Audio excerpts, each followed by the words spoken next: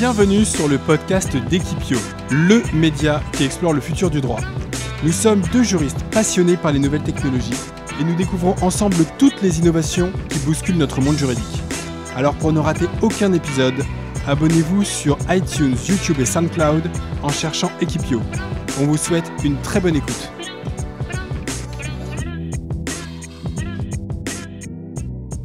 Salut Olivier. Salut Philippe. Comment ça va ? Bah écoute, bien et toi ? Très très bien. Aujourd'hui, podcast particulier pour Equipio. On faisait le bilan en fait. Calmement. Tout simplement. Et on se disait, tiens, ça fait 10 ans qu'on exerce dans ce milieu particulier qui est le milieu juridique. Et on se demandait comment toutes les nouvelles technologies avaient impacté à la fois la façon dont on exerce et comment on regarde aussi ce métier particulier de juriste. Alors pour nous, c'est juriste d'entreprise. Pour d'autres, c'est avocat. Pour encore d'autres, c'est paralegal, huissier, notaire, magistrat. Les domaines sont assez variés, mais dans tous les cas, tous sont impactés aujourd'hui. Alors, en ce qui concerne ce thème qui nous est cher, on se demandait aujourd'hui quelle était la place des nouvelles technologies pour tous les praticiens du droit. C'est une place qui est évidemment grandissante, qui a énormément bougé depuis 10 ans. Je pense qu'on peut se remémorer nos premières études, nos premières années de droit à la fac. Je te disais tout à l'heure, il n'y a pas de... Nous, il y avait très, très peu d'ordinateurs dans les amphithéâtres. Hein. Moi, je suis un peu plus vieux que toi et du coup, j'avais aucun ordinateur dans les amphithéâtres. Nous, il y en avait deux.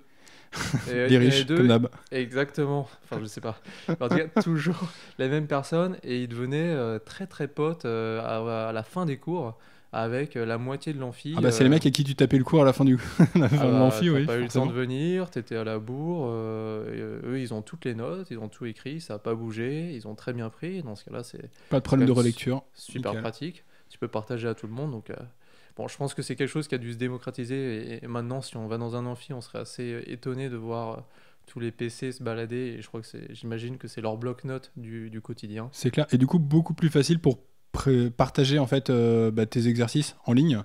Ouais. Je me souviens par contre qu'à la fin de mes études, il y avait des sites, je me souviens plus, je crois que c'était coursdedroit.free.fr, un truc comme ça, où il y a moyen de récupérer des cours de droit, mais c'était payant, il y avait des devoirs qui étaient déjà préparés et que tu pouvais télécharger. Et moi, c'était pas trop mon truc, mais je pense qu'il y a moyen maintenant de t'en sortir comme un bon imposteur en téléchargeant des trucs payants en ligne pour rendre ta copie à la fac. Ça a dû être, j'imagine que c'est un business.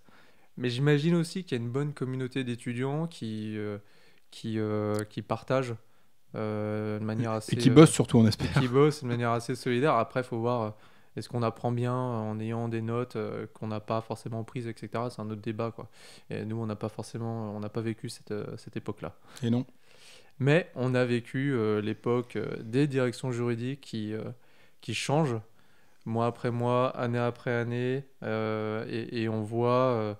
Alors, il y a tout type de technos qui ont impacté le monde du juridique et aussi le matériel, mais on voit de vrais écarts aussi dans l'utilisation et de vrais écarts aussi parmi les utilisateurs, entre des entre guillemets plus seniors et des jeunes qui viennent d'arriver sur le marché. Alors moi, je serais carrément sexiste. Je sais pas si tu as remarqué, parce qu'en tant que juriste, nous, on est des hommes, il y a quand même énormément de femmes.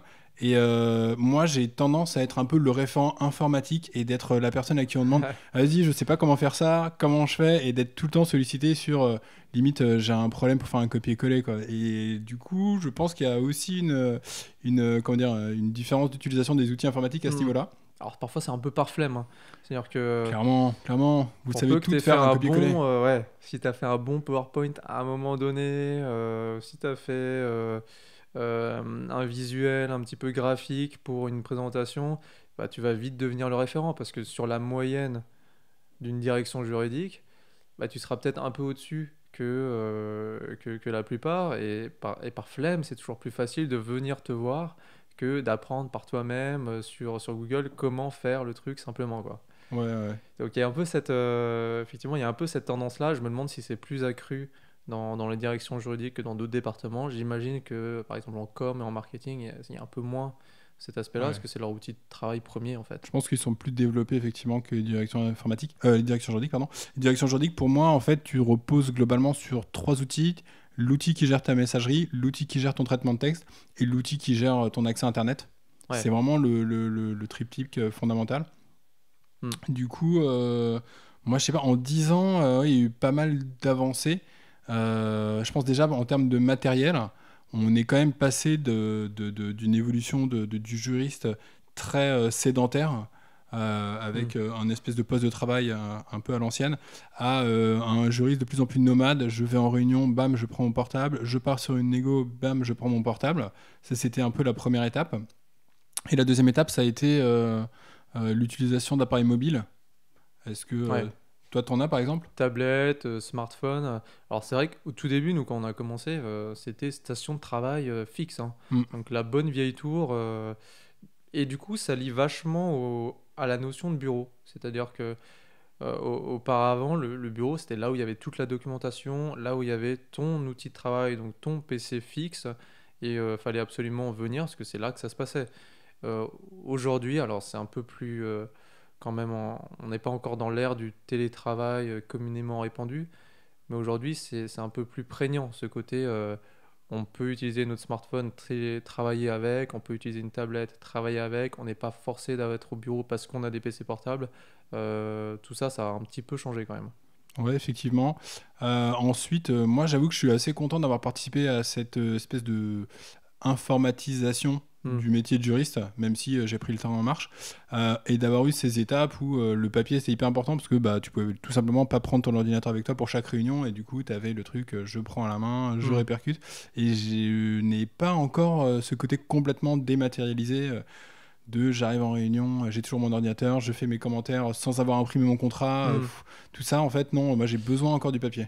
Et puis ça met encore les PC, l'air de rien, les portables, ça met quand même une sorte de barrière, en tout cas en réunion, entre toi et tes interlocuteurs. Moi, j'avais eu des entretiens dans une boîte high-tech, bon, pour nommer, qui s'appelle Criteo. Et les mecs me disaient, parce qu'on est high-tech, on a toujours notre PC, on a toujours notre Mac autour de nous, bah pour les réunions, pour certaines réunions, on a dit non, mais on l'ouvre pas en fait. On l'ouvre pas, on se regarde, on se parle, on note si besoin est sur un papier, mais on l'ouvre pas parce que rien que l'écran, ça met une énorme barrière entre toi et les gens d'une autre équipe ou de ta propre équipe. Et surtout, ça te met aussi, euh, avec les notifications,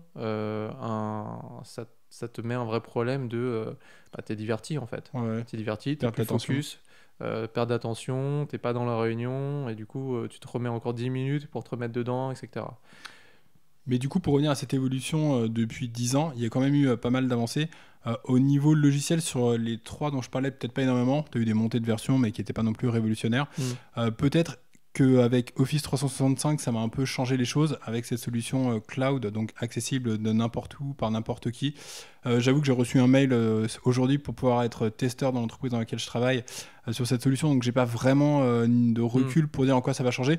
Mais le peu que j'en ai vu, je me dis que dans la façon de travailler, on est plus dans une approche collaborative et moins justement couper le passage obligé par le mail, qui est pour moi une source de pollution quotidienne insupportable. On se demandait Hmm. en 10 ans qu'est-ce qui avait changé. Alors je sais pas si c'est parce que moi je suis monté en seniorité ou parce que j'ai changé d'entreprise, mais l'explosion du nombre de mails reçus, c'est absolument hallucinant. Et Ah, du faudrait voir coup, si on a des données là-dessus, mais c'est vrai, parfois on en discute avec des juristes ou d'autres fonctions support. Le nombre de mails à traiter par jour, alors, il explose pas semaine après semaine, mais ce serait sympa d'avoir un comparatif il y a ces cinq dernières années. On pourrait regarder ça. Et il y a les mails importants, il y a les mails moins importants, mais dans tous les cas, il y a un délai de traitement qui est quand même assez, quand même assez considérable, et c'est devenu un vrai sujet. plus les boîtes où on commence à te mettre en place des techniques un peu comme un service client informatique où tu as un mail, tu dois accuser la réception, donner un délai de traitement estimé. Bon, c'est Ouais. un peu les dérives de la digitalisation des directions juridiques. Ah, ça reste encore. Oh, il y a du grabuge dans le studio. Une Les aléas du attaque. direct. Le mail, ça reste quand même encore c'est l'outil premier en fait. Ouais, ouais, C'est-à-dire ouais. que on a encore besoin du mail pour communiquer, pour transférer des documents, pour donner de la visibilité, pour être en copie, pour forwarder. C'est un automatisme que tout le monde a aujourd'hui. C'est quand même quelque chose aussi qui est en train de changer parce qu'on voit l'émergence de réseaux sociaux d'entreprise, parce qu'on voit le développement de messageries un peu nouvelles comme Slack, qui est un petit peu différent, surtout dans les startups, mais qui commence à grimper. Donc les comportements changent petit à petit. Ouais, petit à petit. Ensuite, je pense que tout à l'heure, tu disais, ça dépend des niveaux d'âge. Je pense qu'effectivement, il y a un vrai travail comment dire, d'accompagnement des utilisateurs dans la prise en main des Hmm. outils.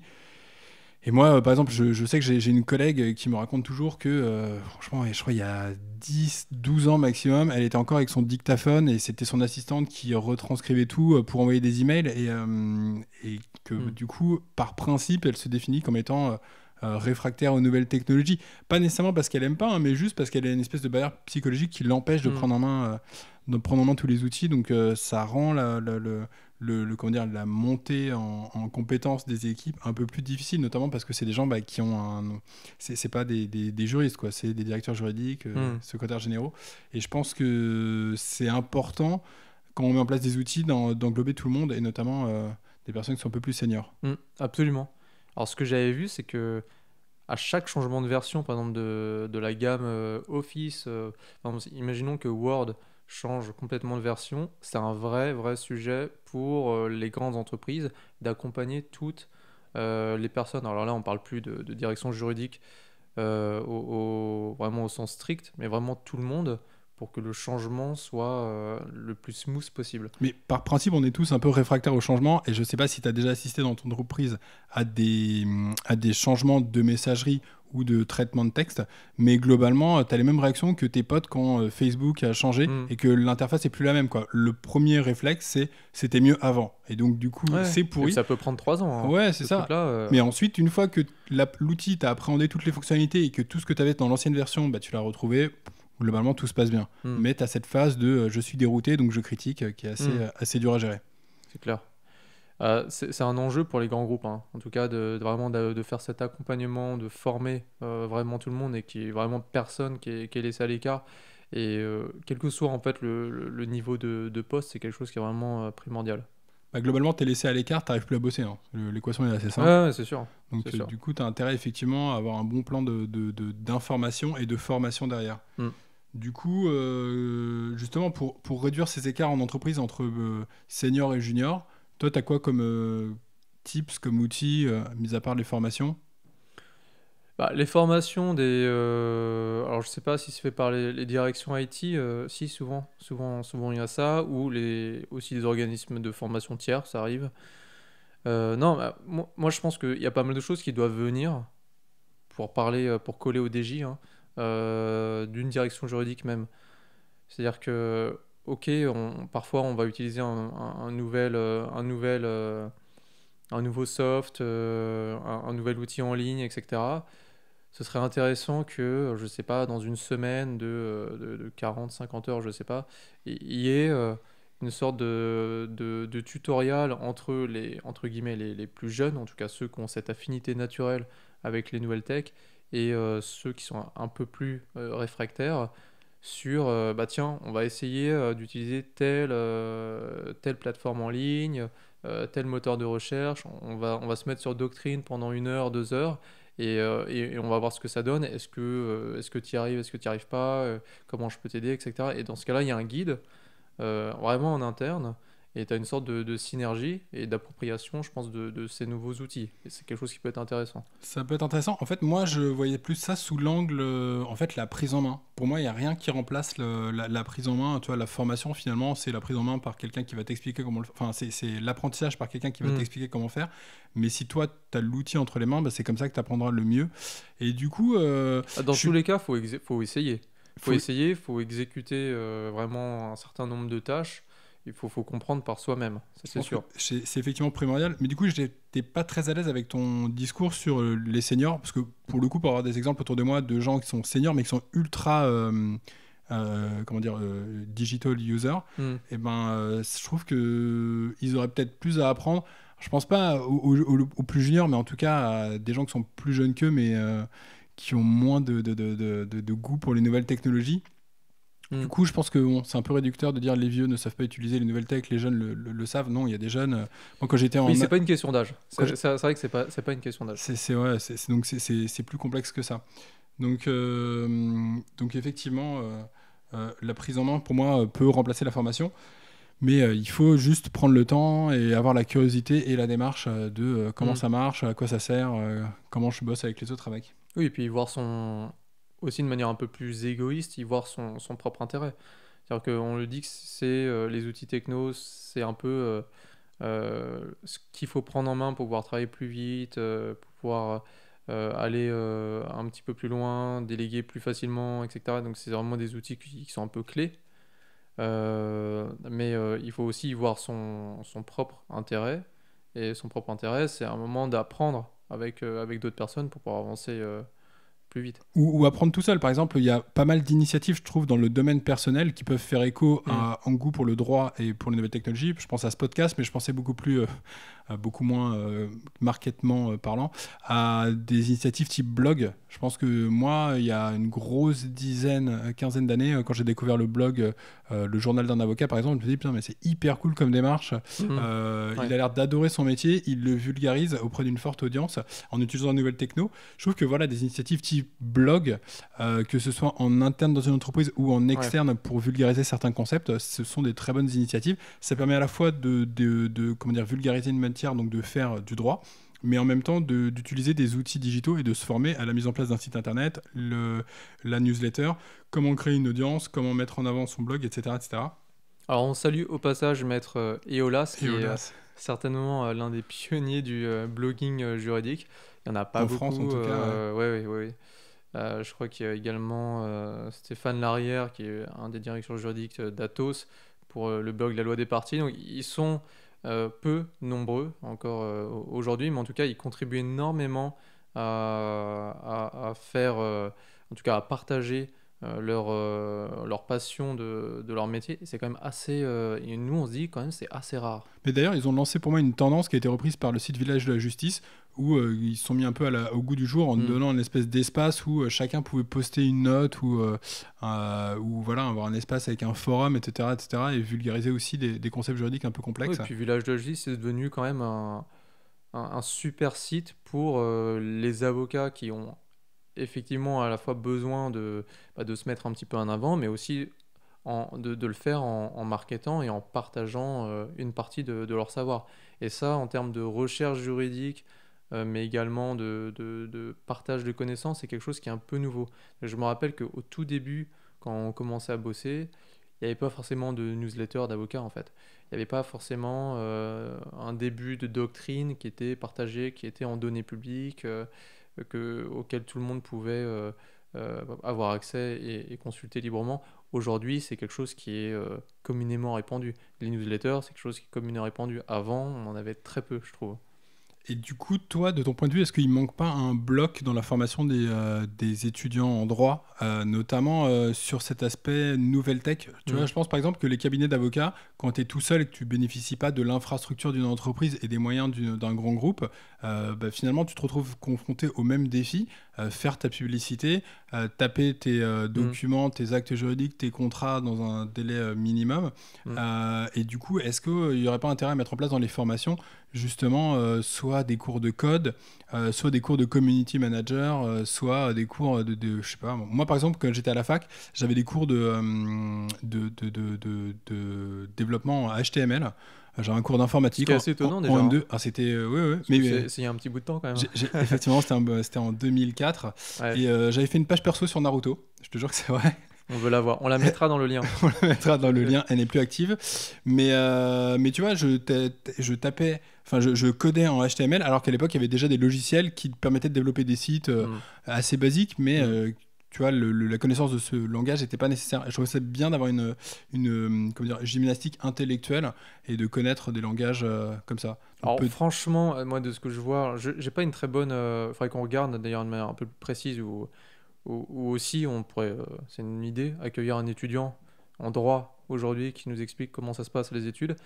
Mais il y a des trous, hein. Clairement, il y a vraiment des trous béants aujourd'hui dans la formation des juristes qui arrivent sur le marché du travail. Moi, j'ai l'impression que en Excel, on est nul. Enfin, Ah, à la Excel. base, en Ouais, Excel, on est nul. ouais. Excel, et C'est pourtant, une plaie. c'est devenu je trouve que c'est devenu indispensable pour un certain nombre de choses, pour évaluer un certain nombre de choses, pour automatiser un certain nombre de choses et connaître à la fois les formules de base, mais aussi peut-être les VBA ou quelques points un peu plus techniques, c'est extrêmement important. Le HTML, t'en parlais, enfin, comprendre comment est conçu un site web, au moins dans les grandes lignes, c'est important. On a toujours besoin d'un site intranet pour vendre une direction juridique, pour être l'interface avec les clients internes. À la base, il y a du HTML, du CSS qui est dessus, donc c'est important de comprendre ça aussi. Et également les newsletters qui donnent de la visibilité aux directions juridiques, souvent sont des newsletters en HTML. Donc du coup, pour conclure ce podcast, les nouvelles tech et leur place au sein des directions juridiques, pour toi, c'est un outil incontournable, j'imagine? Bah, oui, c'est une manière de concevoir notre métier qui est vraiment au cœur de notre taf. C'est-à-dire que au début, les nouvelles tech, c'était quelque chose, il fallait comprendre les nouvelles tech. Les appréhender au sens large, au moins de loin, c'était un plus. Maintenant, c'est devenu indispensable. C'est devenu indispensable pour bosser plus vite, pour bosser mieux, pour comprendre aussi le monde auquel on a affaire, pour comprendre les clients internes. Voilà. Ok, bah écoute, je partage ton point de vue. J'avoue que moi, au quotidien, j'aimerais automatiser tout un tas de tâches que je trouve assez rébarbatives, assez répétitives. Pour Et arrêter de que, travailler, en fait. ouais, globalement, oui, si je peux arrêter de travailler et j'ai des logiciels qui génèrent tout pour moi. Non, mais juste pour gagner du temps, me concentrer sur des sujets un peu moins quotidiens, enfin que je vois apparaître un peu trop souvent. Où, tu vois, moi, ce que j'aime bien, c'est découvrir de nouveaux sujets, apprendre de nouvelles choses. Et du coup, quand j'ai 50 fois la nouvelle demande, bah, ça m'amuse pas nécessairement. Donc, vraiment automatiser tout ça. Alors je crois qu'on terminera avec ça parce que c'est aussi un peu le cœur de notre démarche sur Equipio. Notre slogan, entre guillemets, notre tagline, c'est Loving Law Again. Et l'homme, en tout cas l'humain, est vraiment centré sur ce qui lui plaît, c'est de découvrir des choses, c'est de faire quelque chose de nouveau, de faire quelque chose qui n'est pas forcément rébarbatif, qui n'est pas forcément forcément récurrent quotidiennement. Et c'est vrai que les nouvelles tech aident de ce côté-là. Ça nous aide parce que les choses qui à un moment nous embêtent un peu, on peut les automatiser, on peut les faire de manière extrêmement fiable grâce à soit de l'intelligence artificielle ou des logiciels un peu plus simples. Et c'est ça qui permet d'avancer et nous de diversifier notre métier. Donc c'est quelque chose qu'on embrasse forcément. Nickel. Bah écoute, belle conclusion. L'amour et le droit. Parfait. Merci Olivier. Merci Philippe. Bah écoute, à la semaine prochaine pour un autre épisode. Bonne soirée à tous. Au revoir. Ciao. Merci de nous avoir écoutés. On se revoit dans une semaine. En attendant, rendez-vous sur equipio.com dans la partie podcast pour accéder à toutes les références que nous citons. Nous accueillerons vos commentaires avec bienveillance pour que le prochain épisode soit encore meilleur. Enfin, pour ne rien rater, abonnez-vous sur iTunes, YouTube et SoundCloud en cherchant Equipio. À bientôt!